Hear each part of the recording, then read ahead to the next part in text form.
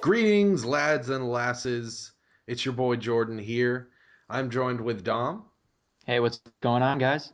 and today we are here for a very much spoiler filled discussion of Uncharted 4. This is going to be our review discussion here on the Controlled Interest channel. And yeah, we're just going to talk probably for about half an hour about what we thought of Uncharted 4. Um, and we'll focus on story, gameplay, characters. I'm sure we'll compare this game a little bit to The Last of Us and the rest of the Uncharted games. Maybe someone will even bring up Jack X Combat Racing. I mean, who knows? Yeah, Anything you'll could find a happen. way. Exactly. Yeah.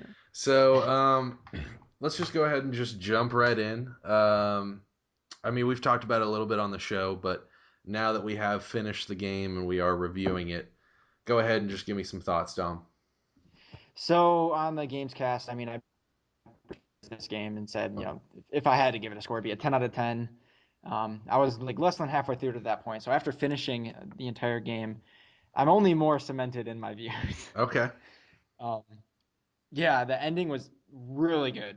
I mean, I don't think they could have written a better ending for this game. The epilogue was fantastic, walking around as Nate and Elena's daughter, and kind of getting all the little cues like that note, that letter from Sully about whatever him and Sam were doing, and then like that little subplot where she discovers all the stuff in the closet. The ending was fantastic, in general, and I mean, and I've said it before.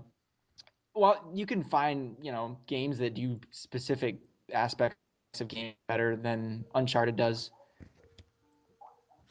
There's nothing that comes together as a whole product in the way that this game does, and not games in general, all the same thing. Everything comes together so perfectly, so crisply. The story, the game, everything just forms this product that I think is it's frankly, like I said, a 10 out of 10. So, yeah, like Dom said, we have talked about this on the podcast before, and I have mentioned the fact that I definitely don't think it's a 10 out of 10. I definitely do think it has its flaws. Um,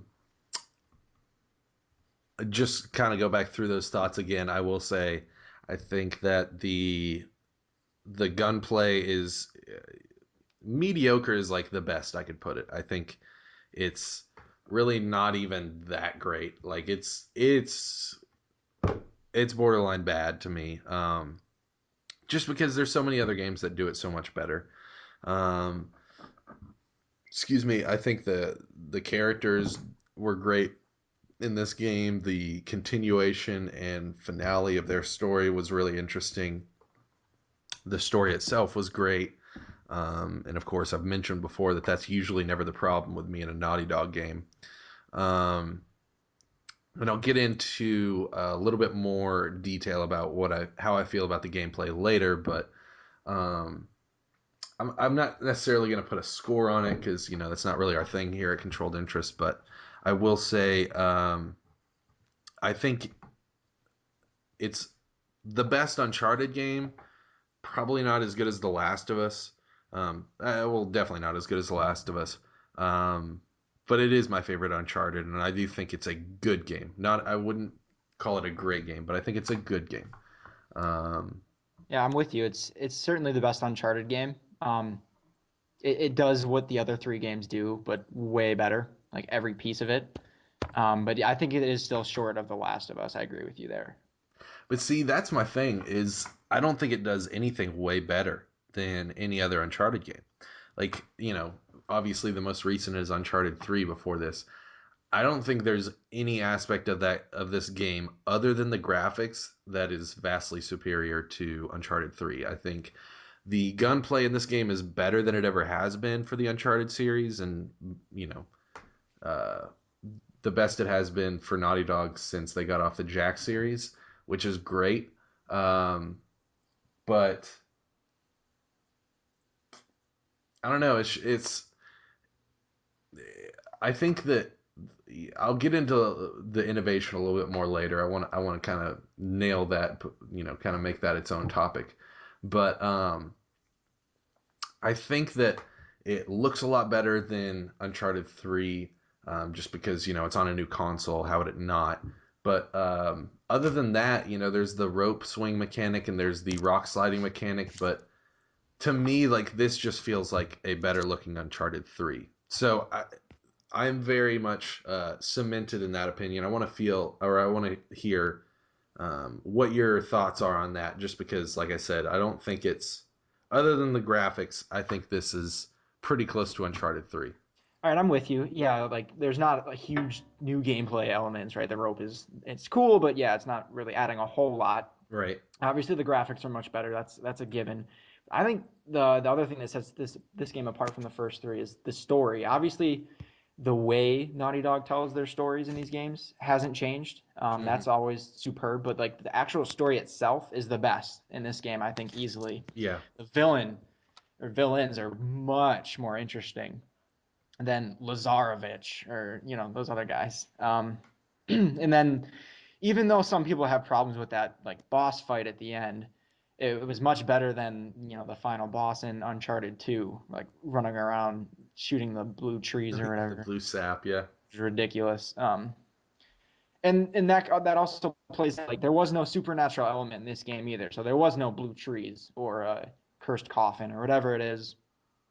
This one was a lot more grounded, and that helped the story a lot. And like I mentioned, the villains were fantastic. Rafe, I think, was an awesome character. He was perfect. You kind of like see him along the way, like he's really obsessive over it. And I remember thinking during that auction, like, if he's willing to spend uh, 500,000 on this cross, why does he even need this treasure, right? I mean, Yeah. if you're willing to spend that much money on just this piece, then why does the whole thing even matter? And they actually address that later. Elena ends up asking Nate that same question. Why does he care? And it, as you find out through his answer, and then in that final boss battle when he goes full lunatic, like it's not about the money or the treasure; it's about the glory that comes along with it, being the one that found it, that Nate had been getting instead of him. So Right. I thought that character was really well done. Nadine was good. She was a cool character, but I don't know. She didn't do a whole lot much else, I guess. So I mean, So overall, I think the story was what sets it apart from the other games. I mean, you gotta think it's at least a little bit better, right? Like, yeah, I do think this. Like I said, I think it's the best Uncharted, and I do think it is the best Uncharted story. It's definitely the darkest of the four. It's or the five if you want to count Golden Abyss. It is the most serious. It's the most story focused, I would say, of the games, to where it feels like um, obviously these games are story focused. We've talked about that a bunch. That gameplay is not number one here, but it almost feels like the story is the game in a lot of ways in this one. yeah, Um, and that plays into a thief's end. That plays into the fact that it's Naughty Dog's last Uncharted. So there's even meta reasons why that's the case. But we've talked about the gameplay and how we feel about that, and I'm sure we'll get more in depth with that as we go along. But I think we're kind of veering into the story here, so let's kind of just go ahead and go with that. Um, let's break down the story here. Kind of go not necessarily chapter by chapter, but move throughout the story as it goes throughout the game, and just talk about how our feelings are there, break down the characters and all that sort of stuff. Since you've already given your thoughts on the villains, I'll say I think Rafe was okay. He's probably the best villain of the Uncharted series, but I definitely don't think that's a strong point that's of the that's not a huge accomplishment, of the really. stories. Yeah. Um, he is still in my mind pretty thin. I mean, what you were talking about with how he's so obsessed with the treasure, or getting the treasure and getting the glory, but not the actual dollar value of the treasure. They talk. There's several points of dialogue where they mention the fact that he's this like trust fund baby, this really rich kid that doesn't ever have to worry or work for anything, um, and really he's just doing this. He's hiring this shoreline company just so that he can get the glory, just so that he can feel like he's done something worthwhile, I guess. And they mention the fact that Rafe is this rich kid who, he wants the glory more than he wants the treasure or the dollar amount or anything. And I get that. I get the fact that um, that's his motivation. But other than his motivation, we really don't get anything from his character other than the flashback in the prison scene when we see that he's, connected to Nate and Sam and that they're in cahoots together. They're kind of like, honor among thieves type of deal. Um, and I don't necessarily know that we need, like Rafe's backstory or anything, but just the fact that he's pretty thin and then Nadine is completely thin. Like Nadine doesn't even really need to be there. He Right. could have just hired this company and then, they could kind of just be a faceless company because we find at the end that she doesn't even have control over her own men. Like he's got them in his pocket. So I felt like Nadine's a completely unnecessary character, even though I love the what Laura Bailey did with the character and how she played it.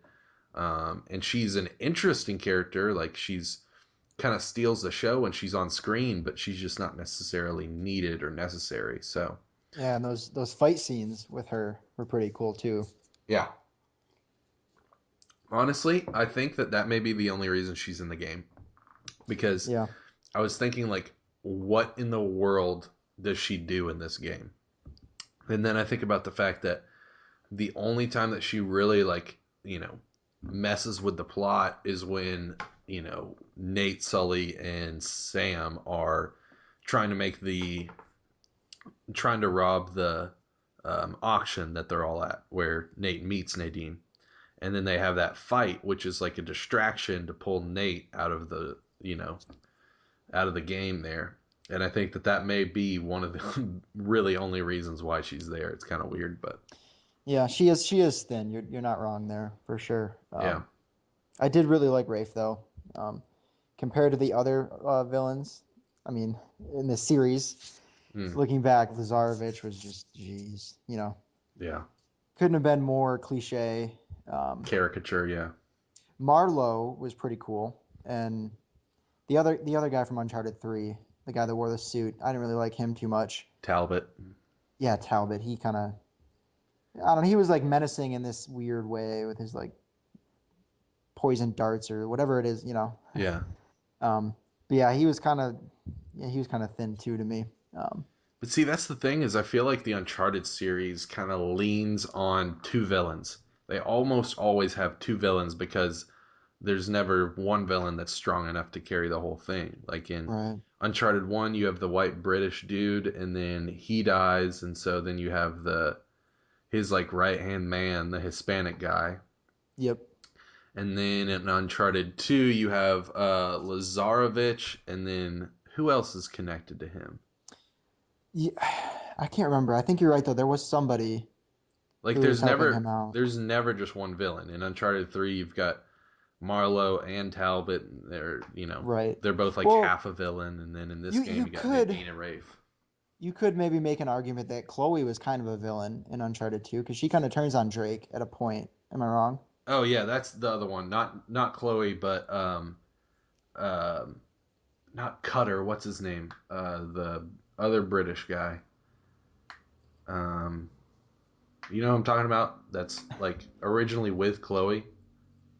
Yeah, Flynn. Flynn, yeah. Flynn was the second villain. Chloe acts like she's turning on Drake, but really she's not. I think she's doing Yeah, like a whole triple crossing type deal. yeah, So I guess we should get back to Uncharted 4 since that's yeah. the review discussion we're doing. But so yeah, we've kind of talked about the villains here. Let's kind of go through the story, not necessarily beat by beat, but just the overarching plot and you know, talk out our feelings there. I guess we start with the beginning since that's, where it all begins. Um, Start of the game. What do you think? Tell me. Talk to me. It was slow. It was definitely slow, and that's a valid complaint. But I think it was necessary Oh yeah. for those first 5 chapters to really build out what the premise, the foundation that this game needs to stand on. Yeah. And like you made a comment during the game's cast about the submarine mission was kind of like, why is this like this is boring? What's going on? And But that's kind of to me that was kind of the point, I guess, was like, yeah, this is his life now. This is what is Mm, going on. And uh, then while they introduce Sam and kind of build up to that moment, we're like, all right, well, now we got to go find this treasure. yeah. Kind of set it all up. It was a little slow, definitely took a bit to get into, but overall it was still fine. The stuff in the attic was really cool, Yeah. and the Crash Bandicoot stuff was really cool too. Yeah. Great Easter eggs for sure. Yeah. And did you notice in the attic when you're shooting the gun? Did you get that trophy by the way? Uh, I don't think so. Yeah. What So did you have to do? you have to take that the ping pong ball gun or whatever, and you have to shoot all the targets. And the targets are your enemies from previous games. Are they actually? I mean, if you went up close and look at them, because Yeah, I didn't even do that. they're like the faces of either the bosses or like some of the what are those things called in Uncharted 2? The people that are like they've got all the fur on them. Yeah, You know what I'm those talking about. blue Indian monster Ragnarok guys that Yeah, are like exactly. That have been bullet sucking on the sponges. sap, Yeah. sipping on that blue sap. But yeah, they're like the faces of your enemies, and then if you find all the targets, one of them's a little bit tough to find. You get a trophy. So Okay. might want to just chapter select that because that's a real easy trophy. But um, so yeah, the beginning of the game. If there's anything that I really don't like about the story of this game, I would say that it's for me. I thought it was very predictable. I felt like it was beat for beat. Like I could just kind of tell what was going to happen. And if I was thinking that this thing was going to happen and it didn't, then I already had like kind of my backup theory. Like, well, if they don't do this, then they're going to go this way. And with that being said, the beginning of the story, it's like, yeah, funny. Nathan's out here, stamping papers and doing these dives in the river. Like none of it feels like Nathan Drake. And of course, you're just thinking, all right, well, how long till we get to the adventure? How long Right. until we really get this thing going? Um, and so that predictability was kind of like it would have been fine if they hadn't been like 5 chapters or so. If it had just been a couple. Um, it's just that it does take so long to get started that I felt like they may have missed the mark there because obviously you're going to have a Nathan Drake adventure. That's what this game is. And the longer they delay it, the more you're kind of like, all right, when do I get to start shooting people? When do I start climbing? When does this actually get going? And so I felt like they were almost just hurting themselves in that sense. And then, or go ahead. Yeah, I mean, I don't mind those segments, I guess, of kind of slower pacing. I think it can add a lot to the overall story. I mean, I guess I would accept that as valid if you thought it went on a little too long. But then if you look at a scene like when the Sam and Drake break into the mansion Yeah, as kids, that's like gameplay wise pretty slow, and you're not really doing anything. right. Just kind of walking around and checking things out. But I thought that was still a really awesome chapter that added a lot to the whole story, Sure. even though it was this monotonous kind of like, all right, well, we're not exactly running or climbing up cliffs and shooting 100 guys right now, but Yeah. it still That adds a lot. one that one was later on in the game, I think in like the teen chapters. Yeah. But the one where they escape the orphanage, um, I was cool with that because yeah, obviously as young Drake, you're not going to be like shooting 50 guys, so you And know, they had to do that to give background to Sam. yeah. And I will say that's one of my favorite parts of this game were the flashbacks, not because of the actual gameplay, because I thought that was probably the most boring parts of the game with young Drake, but I do think that those were the best story parts and the best cutscenes. And of course, Troy Baker did an awesome job. The whole voice cast did an awesome job. But Troy was great as Sam. But I gotta shout out Little Sam. Yeah, whoever played Young Sam was also really good. And I felt like those two voices connected well. Like kind of the northeastern accent, kind of like the New York type deal they got going on, and just the way that the two actors connected young Sam to old Sam. I thought they did a really good job with that. Um, One point that I definitely want to bring up about like the first part of the game that I really didn't like. Um, but I actually didn't like it. Well, I liked it fine until the ending, until this whole thing changed up. But basically, it's the part where you break out of jail as Sam, right? Yep. What was that? Was that just fake? Yeah. That That was was him all. telling the story. Yeah. But so that was all just totally BS, right? Yeah, because later you find out that he had made it all up, and Rafe actually bought Sam out of jail. Right, and he just walked out the front door. He didn't have to Right. blow anybody up or kill anybody or anything, And that which is the drug okay. dealer had died. Yeah. Which is okay, except for the fact that Naughty Dog presented it to us as the player as if it was reality, and then they just expect us to accept it when they're like, "Oh yeah, that part that you literally played through with your controller, that didn't happen." See, I saw that whole thing like separately. I thought it was a fantastic twist, and the fact that they made you play through the level is what sold it and what made the twist surprising. Yeah, I mean, because I looked at it as, once we find out about that Sam had made it up, like, oh, well, I mean, if you think about it, that was literally a flashback that Sam was narrating. Like it was when him and Drake were sitting by that dock, right? yeah, And you're sitting there, and then all of a sudden you literally go to that jail scene. right. So it kind of sets itself up as it's just a narration. It's not, even though you are playing it, it's not, I think it's set up as not reality. But I don't know that. I don't think they did a good job with that because you don't feel like it's not reality when you're going through it. And for them to just jerk the rug out from under you, I was honestly kind of upset by it because it reminds me of something that we talked about on this channel before with Batman versus Superman: Dawn of Justice, where you have this unreliable narrator that's like, showing you that Bruce Wayne can fly within the first 2 minutes of the movie, but you have no idea that that's a dream sequence. And so when you're going to introduce an unreliable narrator in a movie or a game or a book, whatever it is, I think you have to let the audience know that that narrator is unreliable. And Well, so to but do then that without showing them that they're not really seeing reality in the story, I just didn't like the way they handled it. so, I mean, that's what sells the twist, though. I take it you're not a fan of M. Night Shyamalan movies. Um, Um, Not even because of the twist, just because they're not necessarily awesome movies. yeah, but I mean, that it's all about the twist. Like that's a big part of, the story and the game itself is that, oh yeah, this whole thing was a lie, and it kind of plays into how obsessed Sam also is with the treasure that he's willing to, deceive his brother like that. Um, But if you think about it, what their other option would have been, instead of actually playing that scene, it just continues the cut scene of Sam telling that story to Nate, right? And Which would I'm have been playing. better in my opinion See, because I don't then know. then he tells the story and you go, "Oh, okay, that's what really happened." And then later on when you find out that it wasn't, then you don't feel like first of all you just wasted your own time playing through something that never happened. And second of all, you don't feel like you got this rug jerked out from under you because you're like, "Hey, I actually did that."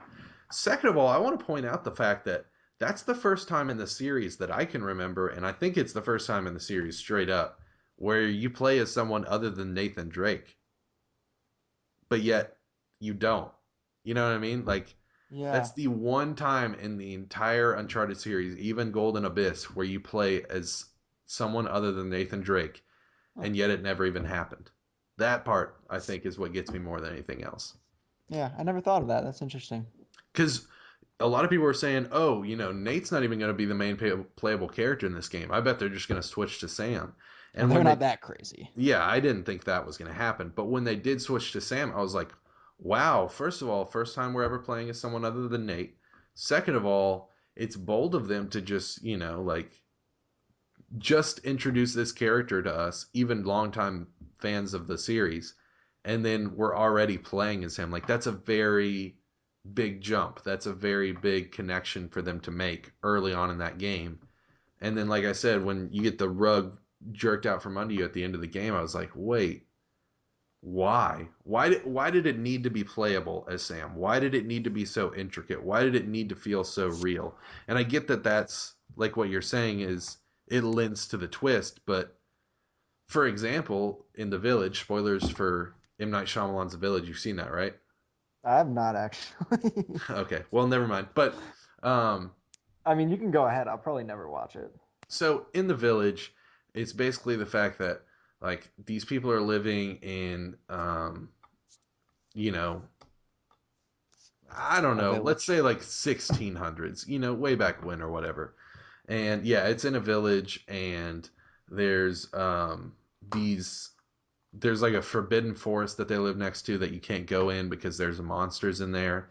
And basically the twist at the end is the fact that really they're living in modern times, and they're kind of like not necessarily a cult, but these their parents like moved them onto this reservation where no one could find them. It's like this really rich guy's reservation, and they're in the middle of nowhere, and they're pretending, like I said, like it's the 1600s or something, because their parents wanted them to live a more simple life and be away from all the troubles of the world. And so the parents had been dressing up as these monsters that would roam the woods to keep people out of the woods and inside the village so that they wouldn't escape on accident.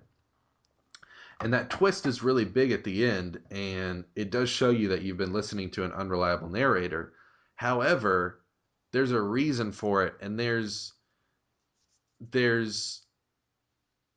impact to it, and there's weight to it, and it feels like we lied to you for a reason, I guess, is my whole point here. And it doesn't feel like Naughty Dog lied to us for a reason. They just felt like it would get us more if if they did it this way. Like it would really trip us up if they did it this way. And I feel like that's just not cool.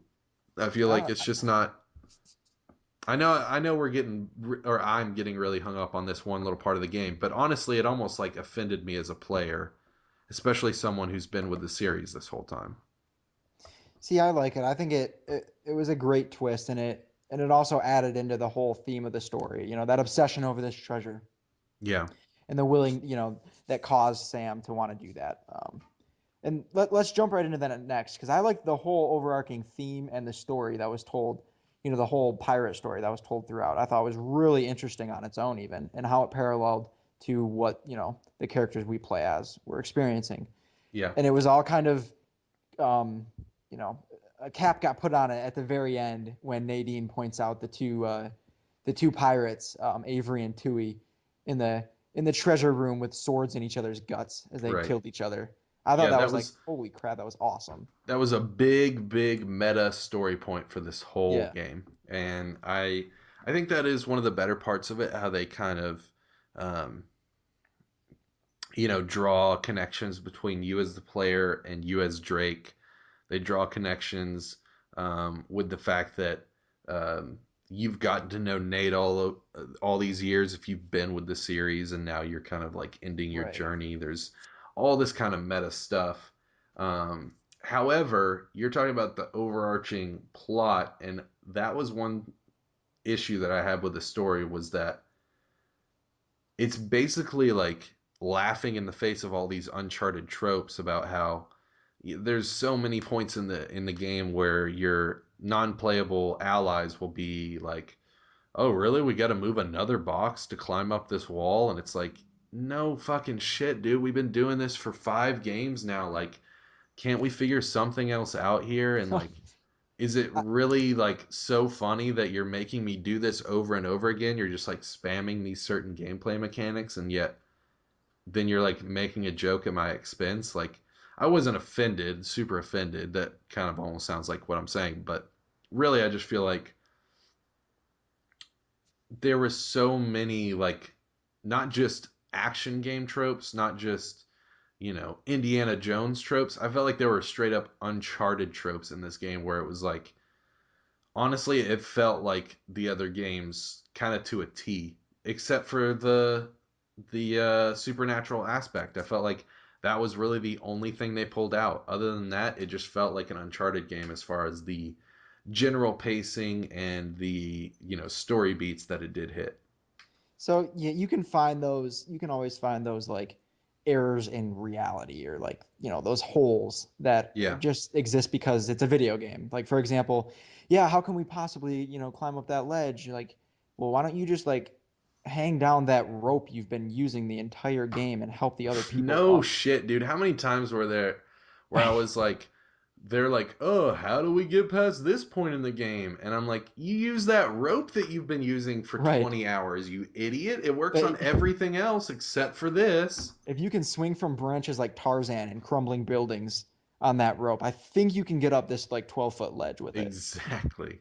So yeah, you can find those little, those kind of like fallacies, I guess, in like the Yeah. logic that the characters use or And I whatever. get But that. It's a video game, and I right, know that. And it's kind of the whole thing that people had about The Last of Us, where Ellie makes the joke about not being able to swim and you have to carry her on the raft. And it's like, Jesus Christ, we go through a year of these people's lives and she can't learn how to swim, you know? Like, right. it's not like their lives are that busy. They don't have jobs or anything. When it's such a fundamental thing for their survival. You know what I mean? Right. If you live in Exactly. that world, like you're gonna know how to swim, you're gonna know how to start a fire or whatever. Right. Like Right. you're just gonna. But see, my complaints aren't as much with the little tiny things about like, oh, we got to find a box to climb over a ledge. It's more the overarching plot because in this game you have several plot points that you've had in every other Uncharted game, even Golden Abyss. You have the fact that um you know, the Nate and his buddies catch a scent of a treasure and head off on an adventure, right? That's every Uncharted game. Then you have the thing where, oh, well, we got to this first point, but we already know, like, they talk about it in this game. They even talk about it in other Uncharted games where, like, even when you're at your first main stop of your adventure and you're, like, for example, here it's like Scotland, right? When you're going to the cathedral in Scotland and the characters are basically already saying, like, yeah, we know the treasure's not here, but it's just that we're trying to find whatever clue we can so that it'll direct us to the next thing. And that's, totally an Uncharted thing that they do where it's like, all right, we're heading off on an adventure to go find this treasure in Scotland. And then you get to Scotland, you do a bunch of exploring for several hours of the game, and then you get to the end of the Scotland part and it says, oh, well, here's a map to the next part of the treasure where you really should go. And then you go to that area and then you find more clues. And then it's like, all right, you ready to find out where the treasure really is? Here's our next stop on the adventure. And then you go and then you do it and you go through all these puzzles and you got to do these trials to make sure you're worthy. And then you got to, you know, climb, climb, climb, shoot, shoot, shoot. And guess what? At the end, they find the big treasure. And guess what? After that, they lose the big treasure. And guess what? By the end of the game, just like all the other Uncharted games, Nate doesn't have shit except for his life. He got out of there with his life, and that's the moral of the story. Yada, yada, yada. It's like, okay, how about the fact that I've played 5 Uncharted games and I still don't have a fucking treasure to show for it? Like, could you give me a treasure, Naughty Dog, please? I know it doesn't mean anything. I know I'm not going to get to buy anything with it in real life, but I would appreciate the fact that after 5 Uncharted games, I actually got a treasure as a treasure hunter. You know what I mean? It's like, Jesus Christ, how many times are you guys going to hit these beats? You know? I guess this is the Yeah, last time, but you know what I'm saying. and it's interesting because yeah, the moral of this game is clearly like, you know, stop going after this treasure. Right, Like throughout the game, they're just told over and over again through like the what they discover about these pirates and all the other story elements. They're told over and over, stop, like go right. home, quit this. And then when Sam finally, it comes out that he had lied and this and that, and then they actually are about to finally go home. I actually did love that moment though, where Sam was on the other ledge or whatever and was like, no, I just have to finish this out. But see, I knew that part was coming, dude. I was like, we were doing the thing where you had to like move the uh the cart over that was swinging above you, that was going to take you to the other ledge. And I was just watching as like things played out, and I'm like, "Yep, they're separating you from Sam so that Sam can go get the treasure." And then that cutscene starts and does exactly what I thought they were going to do, and it's like, I I can get down when a story is predictable to a certain extent, but when it's time after time after time after time, not just in this single game, but in the series as a whole, I'm just like, all right, Naughty Dog, you guys have got to come up with something new. And, substituting Sam in this game for a supernatural element, just switching those two out, that's not enough for me. That was just like, that's what I felt like they did was like, Well, we're not going to have supernatural, so we need something else to cover that part. What can we use? Let's add Nate's brother to the story. That'll be something new and different, but really, it just hits the same beats that the other games did. Yeah, and like I was saying, it is the overall theme is interesting. That like I was saying, don't get too obsessed with this treasure. But these are Uncharted games about a treasure hunter, Yeah, and like you said, he never actually gets a treasure, even though that's kind of the point of the moral. Then that kind of goes against the point of the game of going after treasure. Yeah, it's a little conflicting if yeah, you look at it that way. yeah, Um, Overall, though, I still stand that this is like the most interesting story. I love the whole pirate story, where each step of the way they're finding out more and more about each of the 12 pirates that founded this city yeah, and what they did and how that all ended and how it ends for all these people that went after this treasure. It kind of yeah, had that same result, yeah. which I thought it was interesting. I liked it. So yeah, let's move in towards like the back half of the game, which for me is where the story is the best. It's slow in the first half, and I think to an extent that's slow speed is deserved. I think they're telling their story, they're hitting their beats, and I think they're doing it well. But the story for me gets really interesting in the second half, specifically once you get to Libertalia, because the story of Libertalia in itself is, I think, the coolest part of this game by far. Yeah, yeah, it's I, yeah, it's very cool. I mean, one thing that we'll hit on in just a second that is taking place at the same time as you getting to Libertalia is the whole um, Elena thing where she's finding out that you've been lying to her about the Malaysia job the whole time.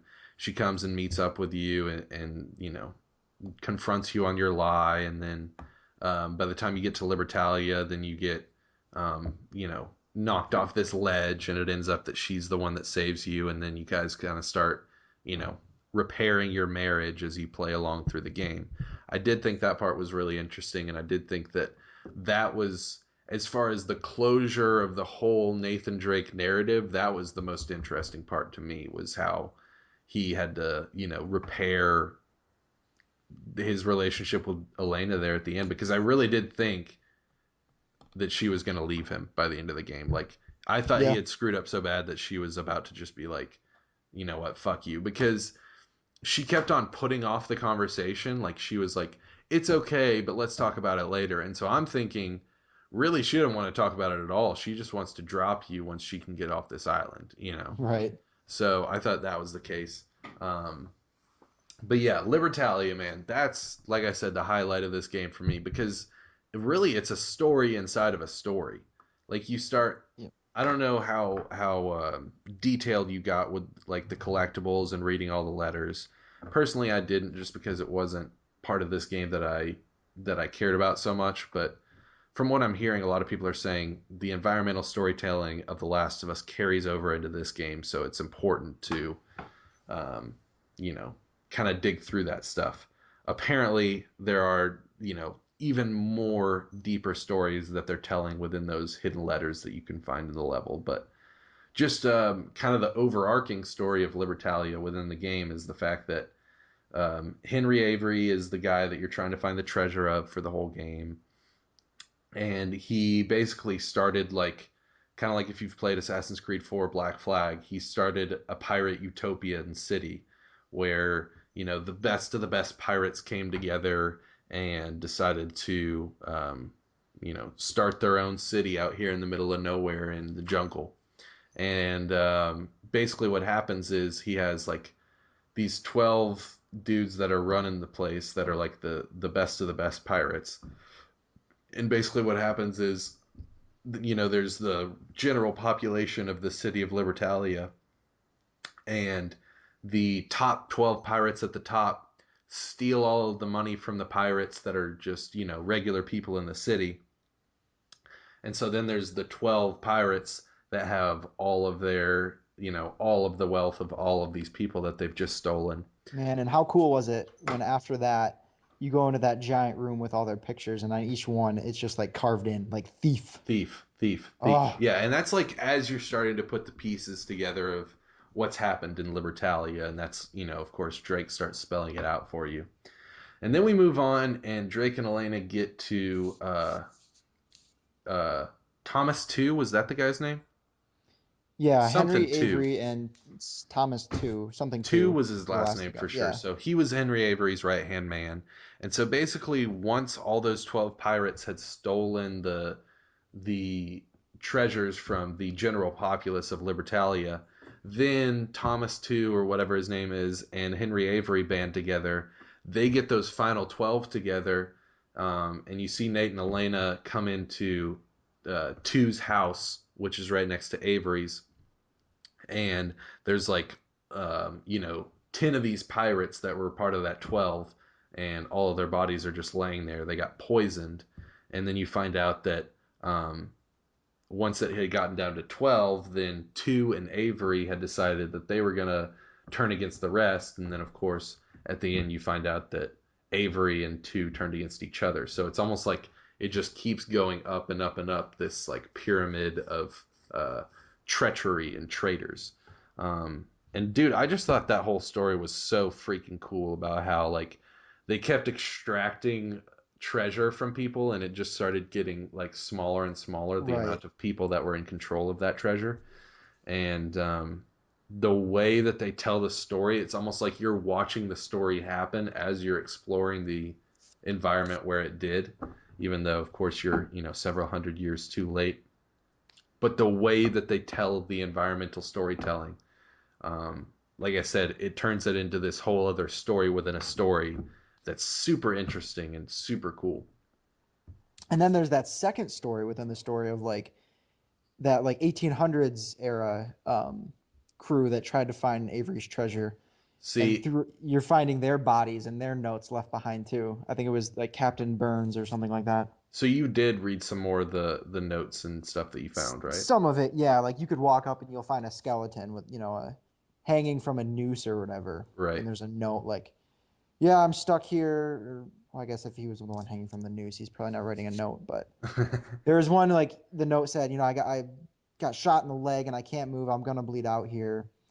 And basically, that crew had turned on each other as well, trying to find Avery's treasure. Right. It was kind of the story that you uncover one piece at a time as you're going throughout that level. So yeah, that would like all that environmental storytelling and all that stuff was phenomenal. I'm right there with you.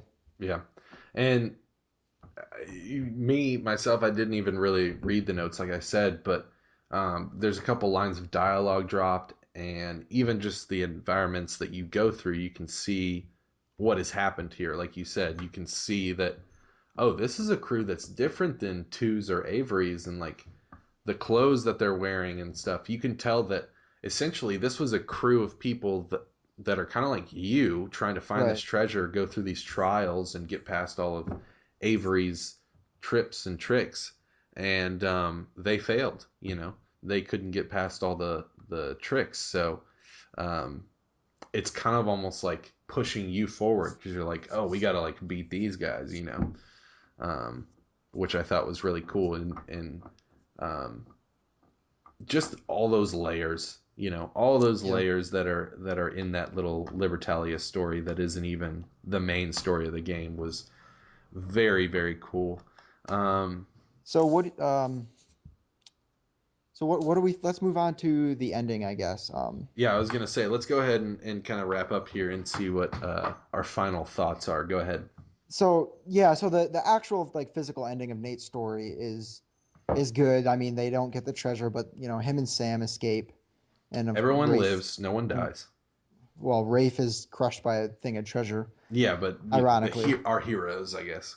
Right. So it's your typical like storybook kind of, yeah, they survive. They didn't get the treasure, but I'm and that I guess that's kind of what I expected out of that. I thought for a moment I was pretty sure that Sam was going to die, and I Yeah, thought that they could have done that, and I might have liked it better because it would have put like an extra emphasis on their overall theme, right? Like this is what he gets because he made that last decision to go back, and yeah, because he lied to you to get you into all of this. Like this is just it's coming back around, and this is how it has to be. But I wouldn't have been able to live with Nate leaving him there though in the way that he would have oh if yeah, that's how it played out, right? Just like he did back at the jail where Sam had been shot and fell, but Right. Nate didn't know he died, but he just had to leave. Yeah. So I would have been that was the only part that wouldn't have worked there. So I think they had to save Sam because of that. Um, but so again, that was kind of a lot of what I expected for that story to end. The epilogue I thought was a lot more interesting and what it might set up. So before, after you give me your thoughts on the actual ending, we'll just ask one last question of what we think might come next, if anything. Sure. So, the ending, once it got to a certain point in like the teen chapters, I knew that no one was going to die just because they were missing their opportunities. Like it just kept not happening, and I was like, okay, they're not doing this. No one's going to die. Sam's not going to get killed. And especially once Rafe shoots him and he doesn't die, he gets winged in the shoulder. It's like, okay, yeah, he's good. He's going to make it out of this. As far as the actual ending itself, I thought that it was okay that no one died, but it was just a little bit too much of a happy ending for me. Even before you get to the prologue where they're on the dock talking and it's like, um, you know, Nate finishing up with Sam and then Sam and Victor kind of going off on their adventure. I was like, I felt like it was a little bit too perfect, Well, you know? that's Uncharted though. I mean, if this were The Last of Us, then you're gonna get that big death at the end. But like as an Uncharted story, I think they didn't want to do that. Yeah, and I get that. I get that it's happy-go-lucky. I get that it's not dire and dark like Last of Us. And to be honest, I wasn't even expecting or hoping for a death. It was really more the fact that nothing changed really, and there weren't any stakes. Like for example, in Star Wars, Luke gets his arm chopped off by Darth Vader at the end of Empire. And things like that. And I'm not even saying like Nate needed to lose a leg or something. I'm just saying like that makes the stakes higher, and that is how you tell a story where, okay, sure, Nathan may have learned his lesson that he can't keep treasure hunting and can't keep going on these adventures, but in my mind, he almost needed something to remind him, like, sure, you got out of this with your life, but you may have, you know, tempted fate one too many times because it's just too clean. Like I said, all five Uncharted games, he goes into an adventure, he hops around the world, he finds the treasure, loses the treasure, gets out with his life, and nothing's changed except for his relationship with Elena or whatever. It's So just yeah, nothing ever. There's just not enough impact. There's not enough. The stakes aren't high enough, and I just feel like Nathan Drake that we meet in Drake's Fortune versus A Thief's End, how it ends with him, he's not that much different of a person. He's not like been impacted so heavily that he's changed. I mean, well, if we even want to just go there, he Joel and also kills Ellie, thousands. I'll even just say Joel and Ellie over the course of The Last of Us. Sure, it may be more dire and the stakes may be higher in that game, but those characters are vastly changed by the end of The Last of Us. They're very much impacted and very much different characters than what we started with. And then here you're looking at 5 games, and I really don't feel like Nate's changed much at all. See, I don't know. I think he's definitely grown um, as a character, I guess, throughout. I mean, certainly not in between the earlier games. Yeah. But going into this one and coming out, he's a different person, I think. He looks at the whole treasure hunting thing through a whole different lens, and maybe you're right. Maybe they needed something more impactful and Yeah. lasting to I have agree happened to with him as a result. I Like agree with you that Sam. he looks at things differently, but that's not enough for me. So I mean, had Sam died or whatever, or say like Nate suffered some kind of like lifelong injury, and maybe he's in a wheelchair after something like that, that affected him greatly as a Right. result of all his treasure hunting. Maybe that could have added.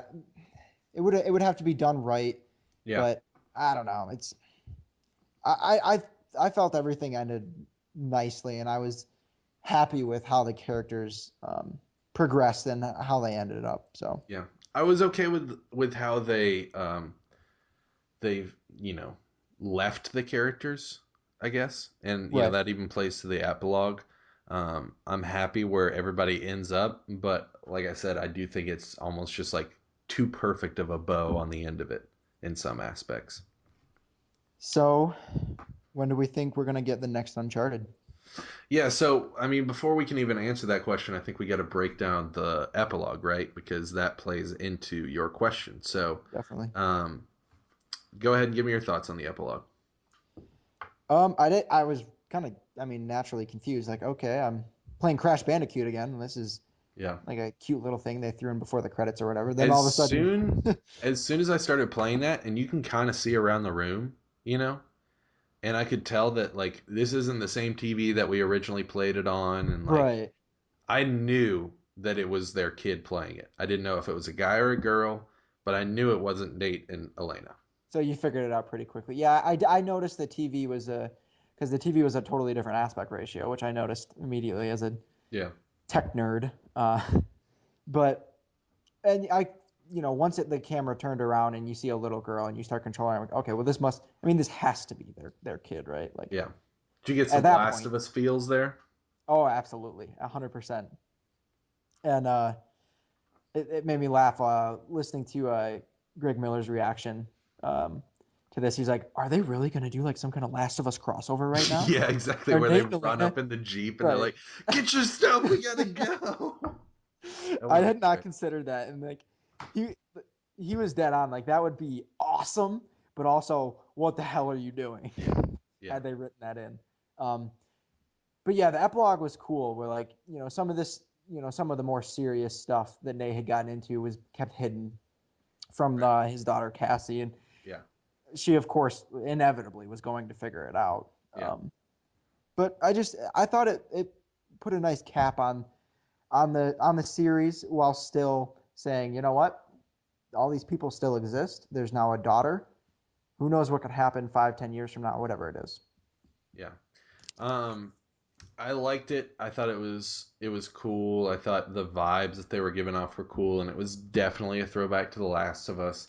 I thought the way they tied up the characters was good. Like you read the note about how Sully and Sam are out doing adventures, and how they come back and play backgammon so often or whatever. So that's nice. And then you go out into the other house, the like Nick's workshop or whatever, and you start looking through all his old trinkets, and they're like references to the old games, which I did like there.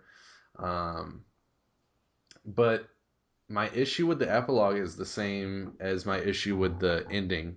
The main ending is the fact that it was a little too predictable, and it was a little bit too much of a nice bow tied off in the end. Like, when you were playing like Uncharted 2 or 3, is this really how you thought Nate's story was going to end? Like, it was just going to be happily ever after, and like, he never really gets hurt, nothing ever happens. He gets the girl, he gets the daughter. Like, it's like a storybook ending, and it's almost just too perfect for me.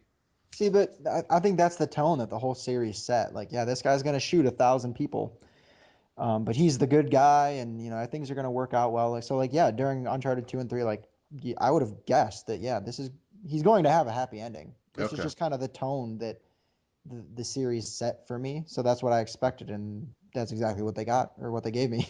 Yeah. I think see, and I knew, before I even started playing this game that they were going to set it up so that someone else could take on the series later. Another developer would be able to just move on with it. And, I knew, like I said, as soon as I started playing Crash that it was their kid, but I really knew even before then that we were going to see their kid. And I thought it was going to be his son just because it's like, he could essentially be Nate. If it was like Uncharted 5, like he could look like Nate, he could sound like Nate, he could be Nate. It's just a new generation. Um, Yeah, so you, could she. yeah, exactly. And there's no difference there. It's just the fact that she's a female. I do think that yeah, it's very obvious that they're setting it up for someone else to be able to take on the franchise. Maybe PlayStation 5, we get Uncharted 5, and it's Cassie going out on her first adventure or whatever. Maybe she brings the dog along. Who knows? But um, there wasn't anything about the ending or the epilogue that I felt was just, egregious or upsetting. But like I said, it was just such a pretty bow on top that I was like, really nothing bad happens at all. Like nothing at all. Like the worst thing that happens to these people in the entire game, besides them not getting the treasure that they spent way too much time on, is the fact that Sam got shot in the arm. Think about that. Like that's the worst thing that happens to the entire group of characters. They're a lucky pack. They are like the luckiest in all the world as far as like what they go out and do and what they come back with. It's just that does push me to my limits a little bit. But I think you just got to look at the series for what it is, because yeah, compare it over, because that's what Uncharted is, and that's what that's what it's been doing, and that's what it's going to do. yeah, And Naughty Dog has the contrast to that in The Last of Us, where that game ended very definitively, but the Last of Us spoilers, I guess if you're listening to this though, you probably already finished The Last of Us. yeah, um, where Joel lies to Ellie that there was no one at that hospital, or they couldn't find the cure basically, and right, completely omits the whole part about him killing everyone in there and saving right, her instead, and maybe dooming the world to eternal apocalypse instead of yeah, possibly saving humanity, whatever. Which, by the way, I'm always on the side of Joel, but that's a different discussion. But that story ends with they're going to have this eventually. Ellie's going to find out what Joel did, and there's going to be a lasting effect of that. Like, what's that going to do to them yeah, in that you know that's what they're left with, instead of this perfect life that Nathan Drake is left with. So I think that contrast is there, and that's the side where Naughty Dog is going to explore some of those kind of tropes, as opposed to the storybook stuff we see in Uncharted. So yeah. See, here's my thing, and I think you just helped me realize it, is the fact that in The Last of Us, the stakes are obviously very high, right? And you see how that impacts the characters. You see how that impacts them in a lot of times in a negative way. Like it messes with them, it screws with them, it hurts them right, or whatever. when Ellie first kills someone, Right, it's that, like, holy shit, like you can feel it, like you can feel that she feels like the finality of what she just did. right. So the stakes are high and the impact is high. But then when you go over to Uncharted, the stakes are still really high, and it's still like, I mean, the dude's like, jumping out of exploding vehicles and jumping off of cliffs and crap. Like, the stakes couldn't be much higher, but yet the impact is never high, And and that's my issue. And I get the fact that that's not part of the series, but if you're gonna have those high stakes, like that's the thing is, think of all the crazy shit that Nathan's done in these 5 games, and like he doesn't even have a scratch on him. It's like yeah, that's like the luckiest dude in the world, I, I I will say my biggest complaint with Uncharted 4 was there was one point where Sam is he has a gun to, I can't remember, it was maybe Nadine's head. Yeah, no, it definitely was Nadine. And he's like saying, "Let us go or I'll kill her." Yeah, And Rafe says, "Oh, he won't do it. These guys aren't cold-blooded killers. right. They're not capable of this." And like I literally laughed out loud when he said that. I'm like, Nathan and Sam have literally killed 1,000 people.